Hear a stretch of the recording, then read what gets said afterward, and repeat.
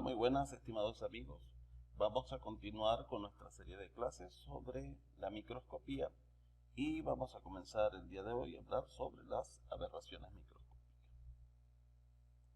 En este sentido, vamos a hablar de alteraciones que se manifiestan, o sea, que podemos observar debido pues a la dinámica de la amplificación, ¿no? Y la dinámica del paso de la luz a través de los microscopios. Entonces, tenemos dos tipos principales de aberraciones. Tenemos las aberraciones esféricas y tenemos las aberraciones cromáticas. Las aberraciones esféricas las vamos a observar como una pérdida de nitidez de la imagen. Después vamos a ver lo que es nitidez conceptualmente. Pero en este caso nos vamos a quedar que los bordes de la imagen van a ser poco difusos, ¿no? El problema es que los haces de luz que entran por la periferia de los lentes tienen puntos focales diferentes con respecto a los haces que entran por el centro. Entonces, por lo cual nosotros tenemos que integrar en los microscopios pues un sistema de lentes coordinados que permitan enfocar todos los haces de luz. Fíjense que si nosotros observamos pues este diagrama, fíjense que estos haces tienen este punto focal, este grupo de haces tienen este segundo punto y este grupo de haces tienen este tercer punto focal. Si nosotros colocamos lo que se llama un colimador, ¿no? Colocamos un instrumento óptico que permita, ¿no? Digamos, filtrar los haces, ¿verdad? Que vienen por la periferia, que tienen puntos focales distintos, y dejamos pasar pues los haces que tienen un punto focal, digamos, más o menos común, central, y que nos recogen la mayoría de las imágenes, pues nosotros tenemos, digamos, esa corrección, pues esa aberración esférica. Esto lo podemos hacer con un lente, ¿verdad? Con un juego de lentes, ¿verdad? Pero también, digamos, parcialmente esto es lo que nosotros logramos con el condensador. Con el condensador lo que nosotros vamos a lograr es direccionar pues las de luz a un punto, ¿verdad? Y es lo que también nosotros podemos lograr con nuestro iris, ¿verdad? Con nuestro iris. Por ejemplo, cuando nosotros achicamos los ojos, los ponemos pequeños para poder enfocar mejor una imagen, digamos que en cierta manera estamos, digamos, corrigiendo este tipo de aberraciones.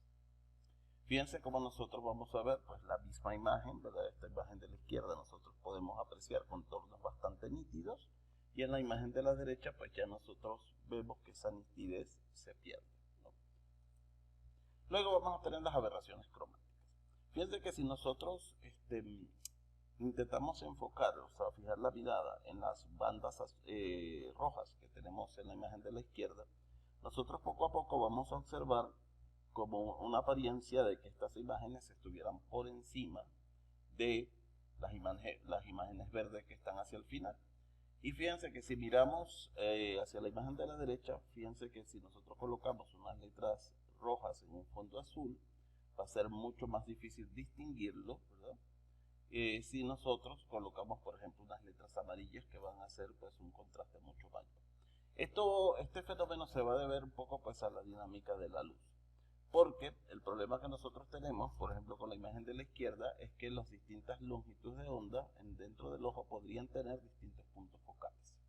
Y con la imagen de la derecha, el problema que nosotros vamos a tener es que como están pues el azul y el rojo en los dos extremos, ¿no?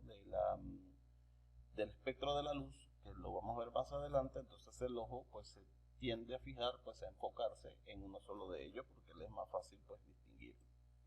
Entonces fíjense lo que les decía antes, ¿verdad? Fíjense en la imagen de la derecha, nosotros tenemos que si un rayo de luz blanca lo descomponemos en sus distintos, digamos, componentes, vamos a ver que los rayos del violeta van a tener pues un punto focal distinto, ¿verdad? Que los rayos rojos, que tienen pues un punto focal en otro punto, pues digamos, valga la redundancia, ¿no? Entonces, porque nosotros tenemos que las longitudes de onda, los distintos rangos de longitudes de onda tienen distintos índices de difracción y por tanto entran pues a través de ángulos distintos, ¿no? Entonces necesitamos, pues, fíjense que aquí también necesitamos pues la adición. Si tenemos una lente cóncava, ¿verdad? Necesitamos una adición de una lente convexa, de manera que nosotros podamos enfocar pues en un mismo punto, ¿no? Entonces, estas son las aberraciones cromáticas. Los objetivos están diseñados para digamos, tratar de corregir ese tipo de aberraciones, ¿verdad? Tenemos fundamentalmente tres tipos de objetivos. Tenemos los objetivos acromáticos. Ellos van a tener, pues, solamente como vemos aquí, dos juegos de lentes, dobles, o sea, dos juegos de lentes dobles, ¿no? Y fíjense que ellos van a, digamos, a corregir las aberraciones cromáticas más extremas, ¿verdad? Las que están entre azul y rojo.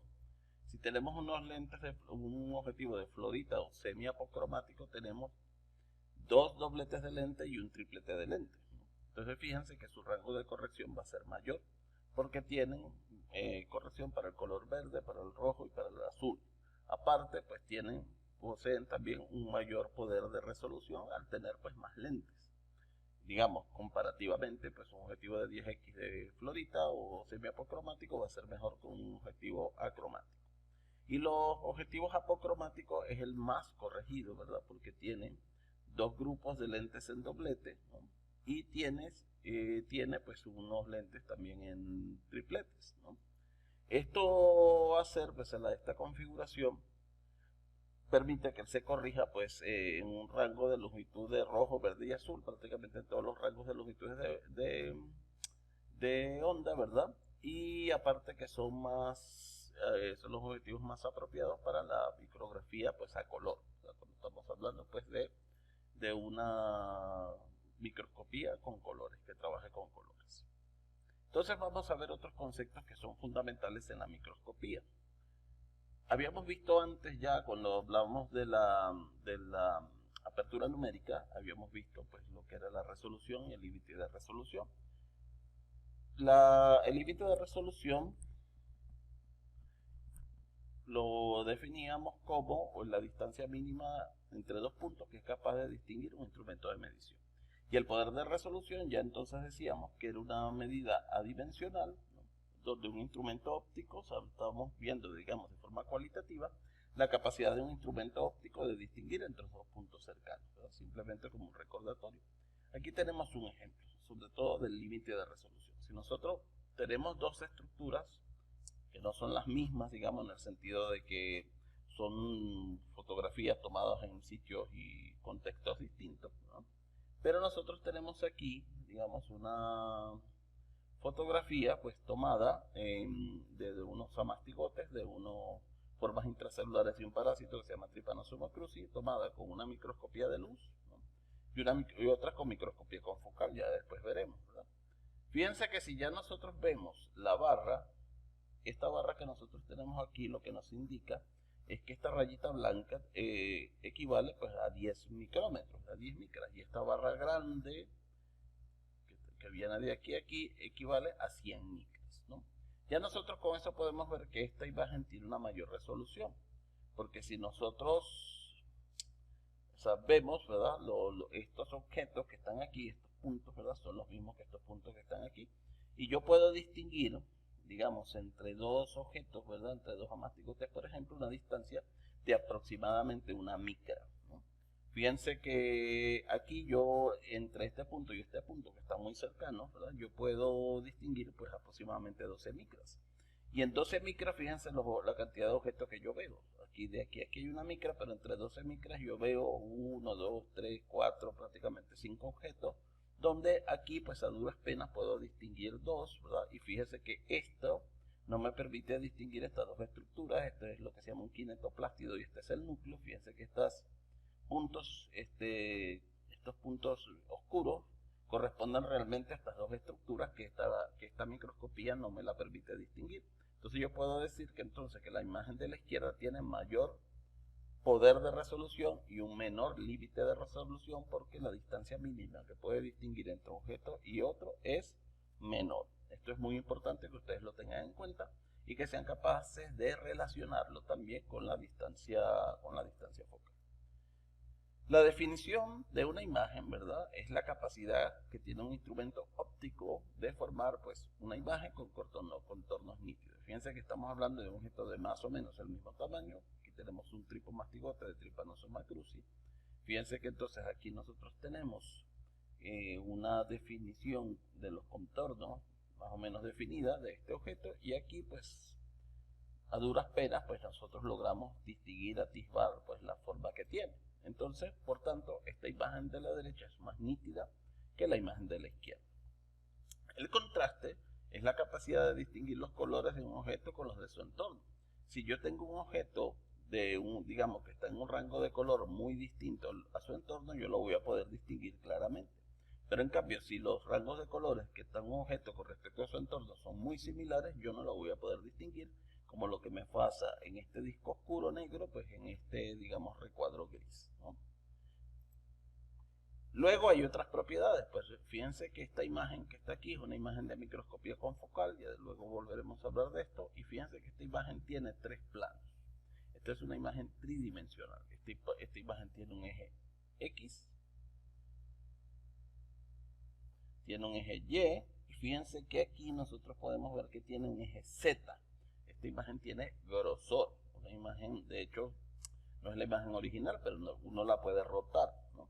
Entonces, para yo poder obtener esto, yo necesito pues un instrumento, digamos una fuente de luz que me genere un rayo de luz que tenga poder de penetración. O sea, que tenga capacidad de atravesar especímenes gruesos, ¿verdad?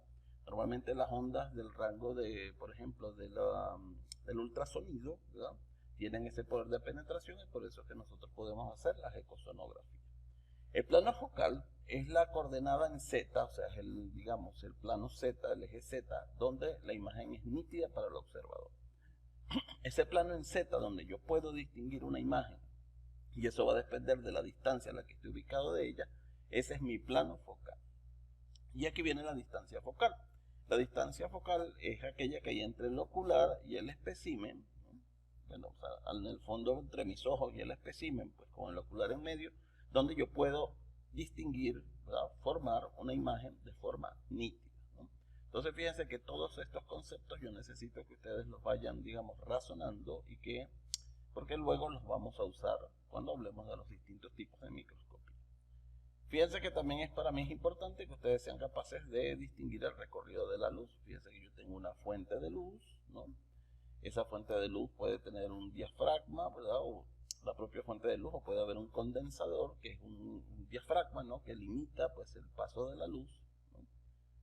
Luego tenemos aquí, pues a veces algunos microscopios tienen ya pues una lente por aquí abajo. Bueno, en este caso ya viene pues el espécimen que está ubicado en esta parte, vienen luego los objetivos, atraviesa el sistema de lente de los objetivos. Normalmente aquí hay un espejo que hace cruzar la luz pues hasta el sistema de lente de los oculares, y bueno, ya tenemos el observador. Los microscopios también pueden ser invertidos. Fíjense que yo en este caso, la fuente de luz, ¿verdad?, la fuente de luz viene desde arriba. La fuente de luz viene desde arriba. Aquí está la fuente de luz, ¿verdad? Pasa por un condensador también. Bueno, a veces tienen unos discos de fase o lo que sea. Llega pues hasta el espécimen. Desde el espécimen va hacia los objetivos. Luego pues hay un espejo que lo pasa hacia los oculares. Entonces los microscopios también pueden ser invertidos, ¿verdad? Yo puedo tener un microscopio invertido. En el laboratorio podremos observar algunos.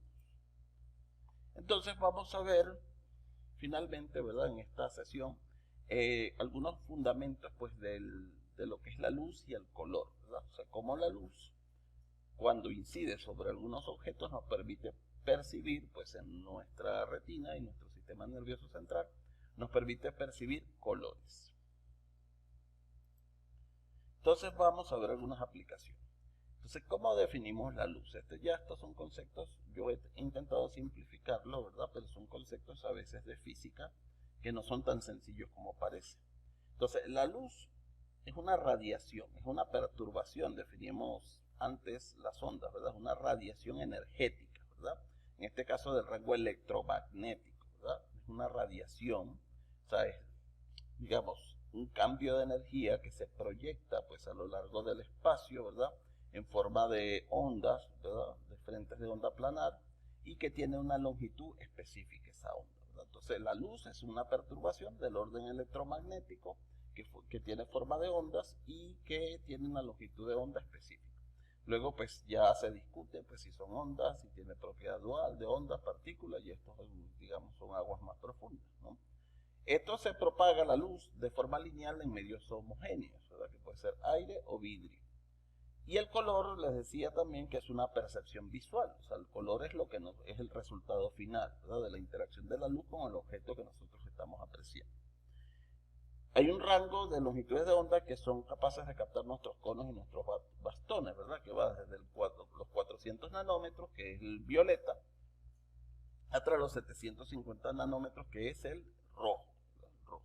Digamos que nuestro rango de percepción de color va allí, ¿verdad?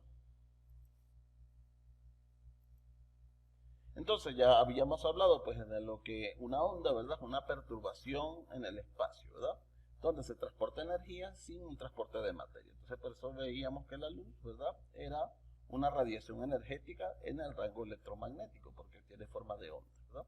La onda tiene una cresta, ¿verdad?, que es el punto más alto con respecto a la posición de reposo, ¿verdad? Tiene una longitud de onda que la vamos a medir entre lambda, ¿verdad?, que es digamos, la distancia que hay entre dos puntos, ¿verdad?, entre el mismo punto de dos ondulaciones sucesivas. Yo la puedo medir, pues, digamos, entre los comienzos de la onda o entre los picos, ¿verdad?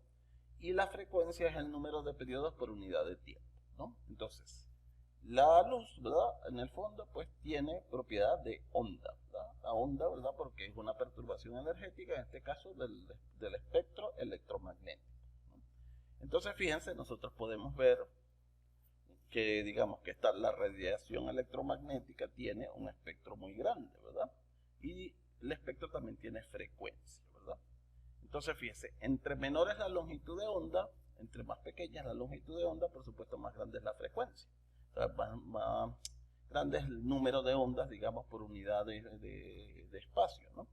Entonces, fíjense, si nosotros comparamos la longitud de onda, las longitudes de onda de la radio, ¿verdad?, más o menos nosotros tendríamos que ver que están en el orden de los metros, ¿verdad?, como la distancia entre los edificios, ¿verdad? Del microondas, ¿verdad?, digamos una longitud de onda ya más pequeña, ¿verdad? O sea, la vamos comparando con objetos aquí, la punta de una aguja, ¿verdad?, el infrarrojo. Ya luego tenemos la luz visible, que ya hemos visto que está pues más o menos entre los 400, veíamos aquí 400, alrededor de 400, a los 400, a los 500, 750, perdón, que va entonces lo que decía entre el morado y el rojo, ¿verdad? Antes del morado pues está el ultravioleta, ¿no? Antes del morado está el ultravioleta. Entonces, vamos bajando, ¿verdad? Bajando. Tenemos pues entonces longitudes de onda pues cada vez más pequeñas, ¿verdad? Más pequeñas. Tenemos aquí entonces el ultravioleta, los rayos X son bastante pequeños y los rayos gamma, ¿no? Fíjense que algunas de estas radiaciones no atraviesan, pues la radiación ultravioleta no atraviesa la atmósfera, otras sí, ¿verdad? Pero fíjense que, digamos, entre más grande sea la longitud de onda, menos calor genera. Entre más chica sea la longitud de onda, pues más calor genera, ¿verdad? Pero bueno, saber que tenemos un espectro amplio de longitudes de onda y que la luz, ¿verdad?, un espectro electromagnético, y que la luz está ubicada pues en un rango de ese espectro, pues es lo que queremos saber, ¿verdad?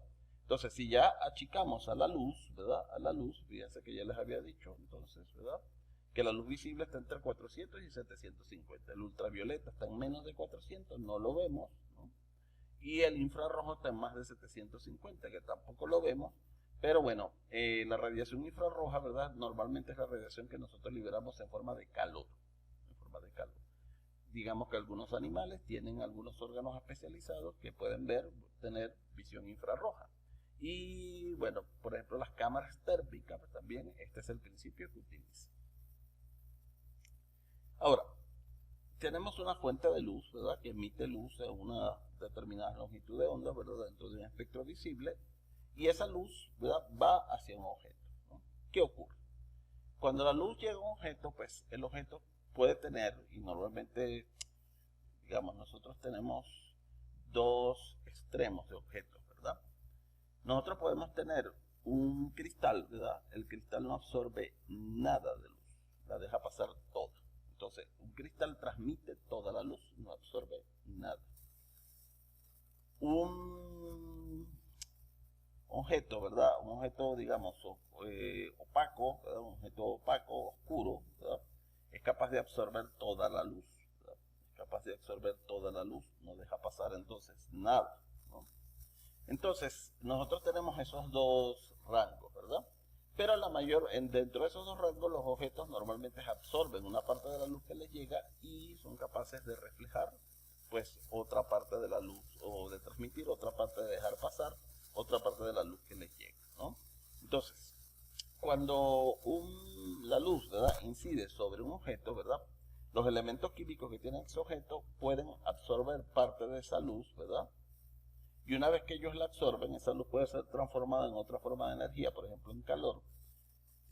Algunos objetos, algunos elementos químicos pueden reemitirla a una longitud diferente, que es la fluorescencia, de eso hablaremos después, ¿no?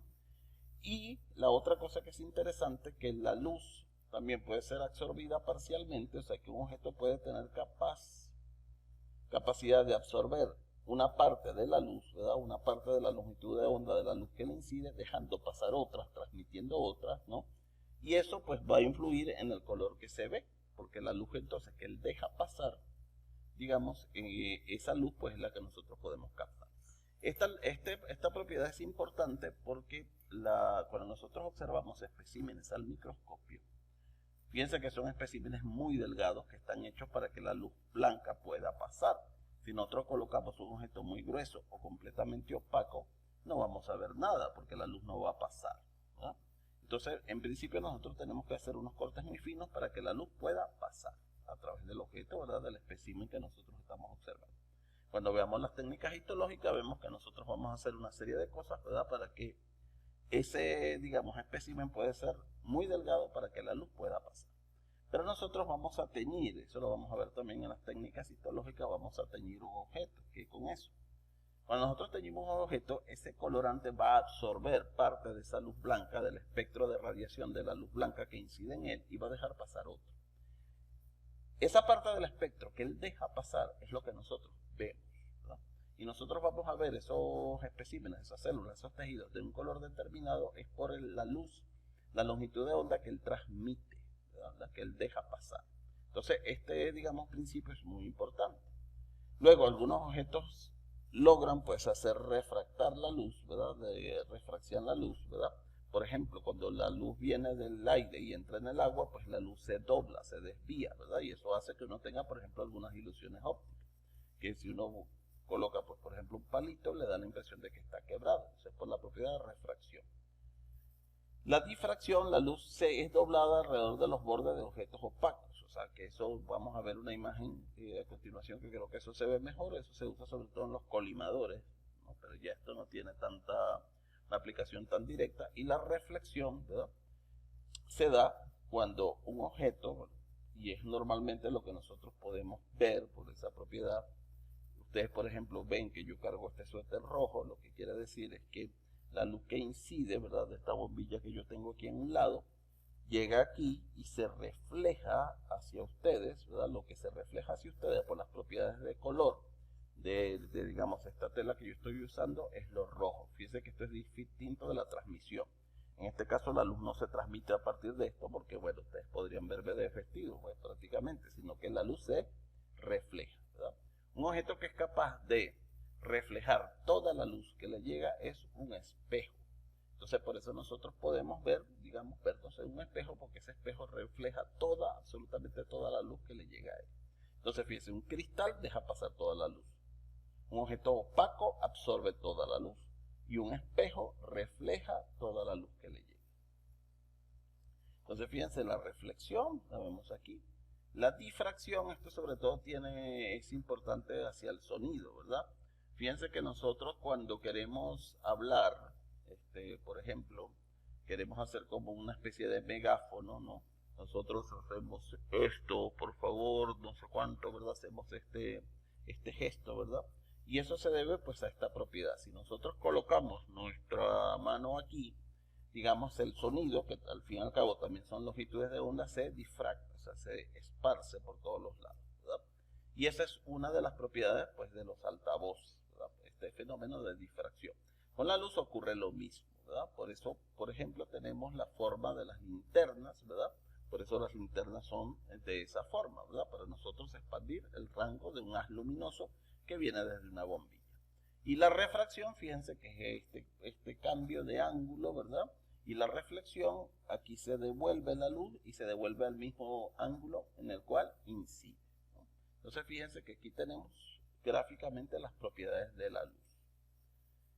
Hay otro concepto importante, ¿verdad? Es porque nosotros podemos ver en colores.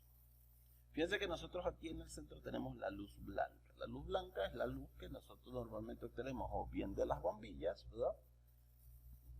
Algunas tienen una luz más blanca, otras más amarilla, pero bueno, en general es luz blanca, ¿no? Del sol, ¿verdad? Del sol. Y bueno, de las fuentes de luces que nosotros normalmente tenemos. ¿Qué con eso? Fíjense que la luz blanca es la suma del espectro de las luces visibles, de manera que si nosotros ponemos un espejo, ¿verdad?, dentro del agua y le enfocamos un haz luminoso, nosotros vamos a ver todo el espectro de luces porque lo vamos a descomponer, ¿verdad? Eso se llama un prisma, ¿verdad? Un prisma descompone la luz blanca en los distintos, digamos, espectros de luz, ¿verdad? Sin embargo, nuestro ojo, normalmente lo que tiene capacidad es de combinar, ¿verdad? De hacer una paleta de colores, ¿no? Lo mismo ocurre, digamos, con los instrumentos de medición. Los instrumentos de medición forman unas imágenes que se llaman RGB, que es blue, ¿verdad? B, ¿verdad? Green, verde, y red, rojo. ¿Qué pasa con eso? Si yo combino rojo y verde sin nada de azul, me da amarillo. Si yo combino, por ejemplo, verde y azul, pero sin nada de rojo, me da cian, esto es turquesa o algo así, ¿verdad? Si yo combino rojo y azul, ¿verdad?, sin nada de amarillo, perdón, sin nada de verde, esto me va a dar un morado, ¿verdad? Pero si yo los combino los tres en proporciones similares, yo voy a tener blanco, ¿verdad? Entonces, ¿qué con esto? ¿Verdad? Cuando nosotros tenemos luz blanca, ¿verdad? Nosotros normalmente lo que vamos a tener es una serie de conos y bastones, ¿verdad?, en nuestros ojos, ¿verdad?, que son capaces de hacer esa mezcla de colores, ¿verdad? De manera que cuando nosotros vemos el color rojo, eso no quiere decir que sea de 750. Lo que quiere decir es que es una mezcla, ¿verdad? Es una mezcla, ¿verdad?, de distintas, digamos, de un rango amplio, pues, de longitudes de onda, sobre todo los colores que están, digamos, en el intermedio. Fíjense que cuando yo les hablaba de las aberraciones cromáticas, normalmente las correcciones se hacen con rojo, verde y azul, ¿verdad? Y esto porque digamos que es el rango de conos que nosotros tenemos, y que si nosotros tenemos un azul puro, un rojo puro, un verde puro, digamos, al ojo le cuesta más trabajo discriminar, por ejemplo, entre rojo y azul, porque está en los extremos de lo que él puede ver.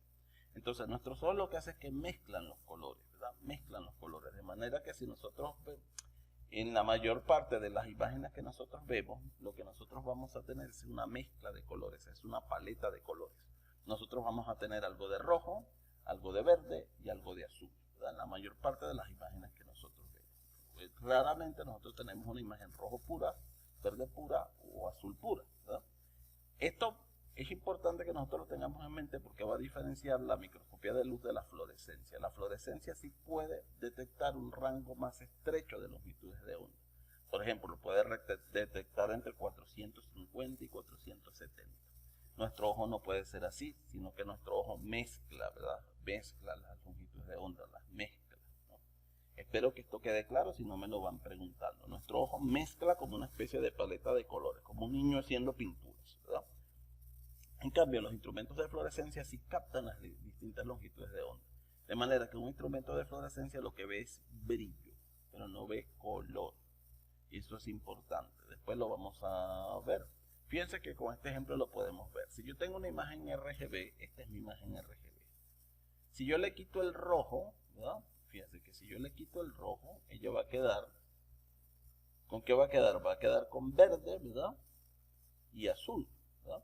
Si yo le quito el rojo, va a quedar con verde y azul, ¿verdad? Esto era azul aquí, esto es sin azul, ¿verdad? Si yo le quito el rojo, ¿verdad?, ella va a quedar entonces sin verde y sin azul. Entonces, fíjate, si yo le quito el rojo a una imagen, fíjense el color que tiene esta imagen. Fíjense que ya tiene un color que es lo que nosotros podemos ver aquí como cian, ¿verdad?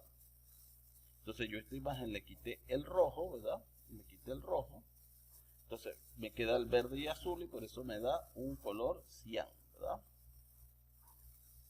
Entonces esto es sin rojo, ¿verdad? Entonces me queda, entonces al quitar el rojo, ¿verdad? Me queda un color cian. Si yo le quito el verde, ¿verdad?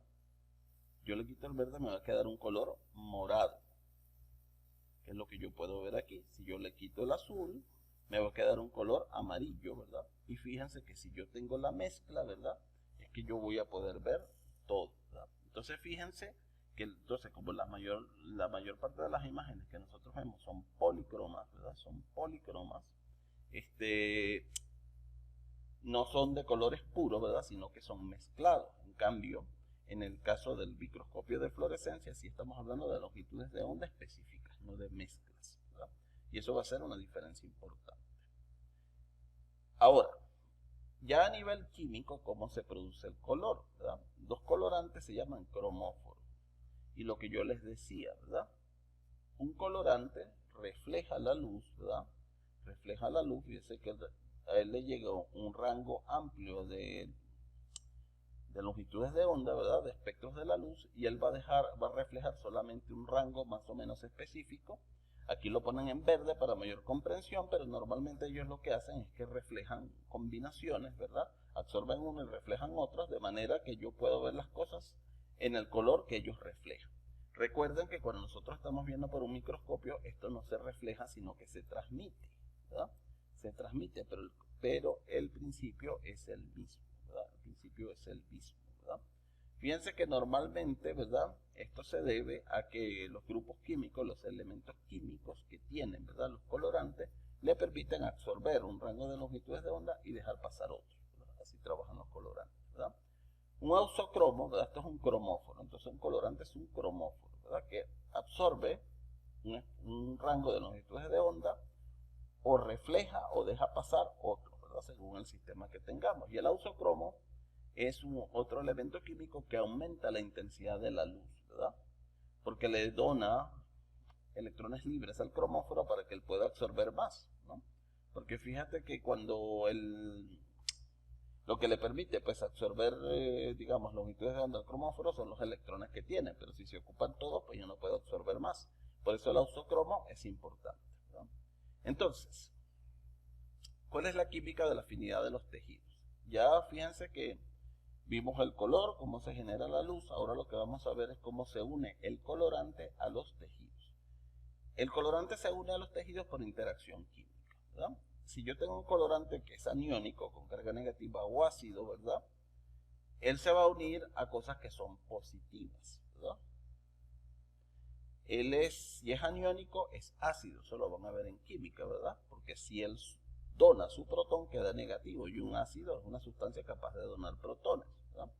Entonces la eosina, ya después vamos a verlo con un poquito más claridad, ¿verdad? Es una sustancia, ¿verdad? Que es de carga negativa y se une a cosas positivas, como pueden serlo, por ejemplo, las cadenas laterales de los aminoácidos, o sea, los grupos aminos, ¿verdad? De las cadenas laterales de las proteínas plasmáticas, por ejemplo. Entonces, si el colorante es catiónico, porque toma un electrón, ¿no? O básico, ¿verdad? Porque tiene capacidad de tomar protones, la carga es positiva y él se va a unir a cosas negativas, ¿verdad? Por ejemplo, los ácidos nucleicos. Y es el caso, por ejemplo, de la hematoxilina y de estos colorantes que vemos aquí.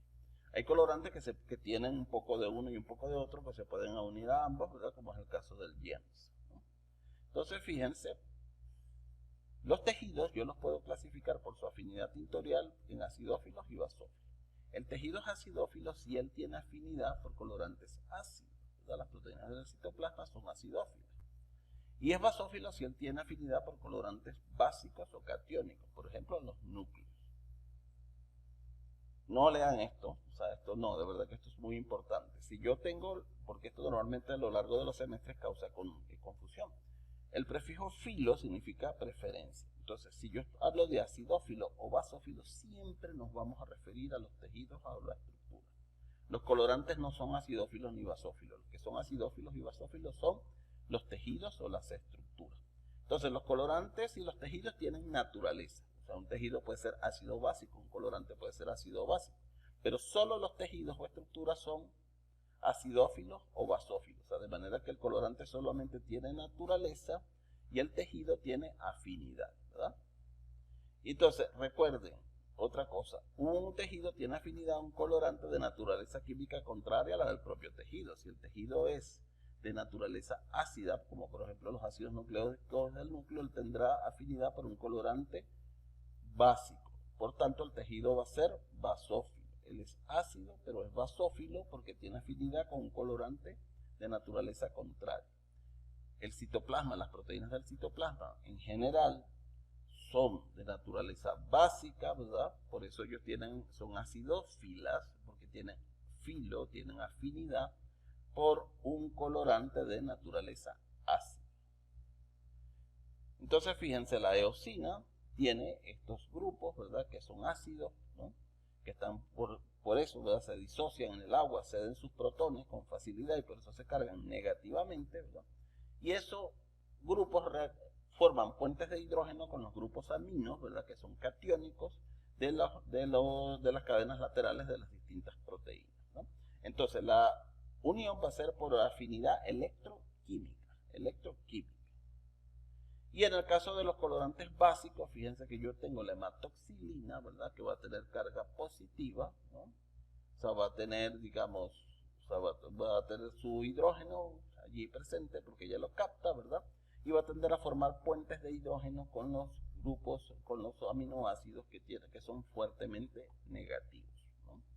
Entonces, esto funciona como regla general, pero como las células son elementos complejos, ¿verdad? Con muchos elementos químicos, nosotros debemos tener cuidado porque la interpretación siempre va a depender del caso. ¿Qué les quiero decir? Bueno, fíjense que esta es una micrografía de un tejido.